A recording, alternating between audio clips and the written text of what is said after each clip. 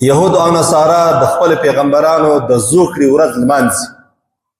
د زوکړې ورځ چې پیغمبر په کومه ورځ پیدا شوی دا د دوی د نوي کال ورځ او یا پر دې باندې جشنونه جوړوي.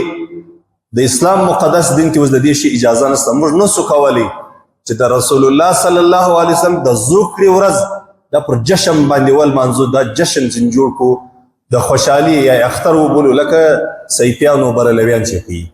اخو د اسلام سره د اسلام د مقدس دین سخت دشمنان دي. دا خلک د اسلام د دین دشمنان په مختلفو شکلو کې شته.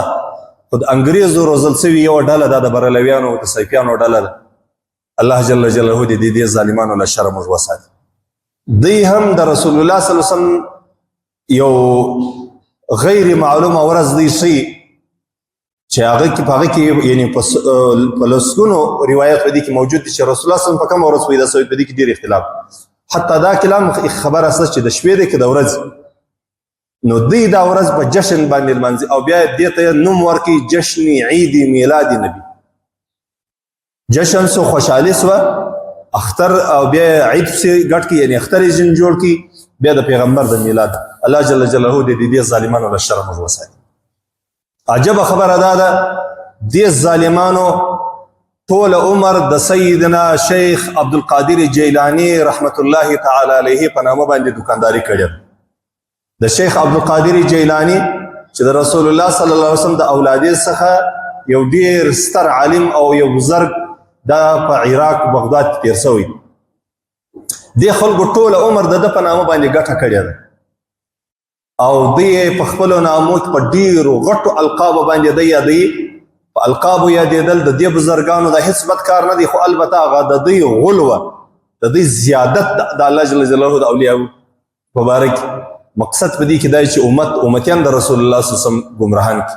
د عمر رضی الله عنه نوم به ساده یادوي، د ابوبکر نوم به ساده یادوي، د عثمان نوم به ساده یادوي، خو چې د شیخ عبدالقادر جیلانی رحمت الله تعالی علیه نوم یادوي بیا به پر دې باندې لس یا شل القاب به د دې سره یوځي. مقصد یې دا وي چې دا امت د ګمراهي وخواته بوځي. عجبه خبره دلته دا ده چې شیخ عبدالقادر جیلانی رحمت الله تعالی علیه یو کتاب دی د غنیة الطالبین په نامه باندې. دا کتاب تقریبا زموږ د ټول اهل علم پر اتفاق دی چې دا د کتاب دی. د شیخ عبدالقادر جیلانی رحمت الله تعالی علیه قول دا دی چې رسول الله صلی الله علیه وسلم د محرم په لسمه باندې پیدا شوی او پر دې باندې یو روایت راوړي، یو حدیث راوړي، رسول الله صلی الله علیه وسلم ته منسوب یو روایت راوړي. روایت صحیح دی که نه دی صحیح افشتنه بلدی کوو.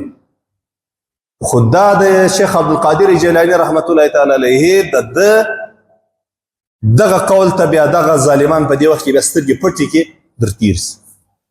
نو دا د عاشورا ورځ چې را روانه ده، د محرم د لسم د میاشتې کوشش دا وکړي چې په دې کې روژه ونیسئ او د دې روژې فضیلت رسول الله صلی الله علیه وسلم دا یاد کړی دی چې د یوې ورځې په روژه باندې به الله د 13 ورځو د روژو ثواب الله رب عزت ورکړي.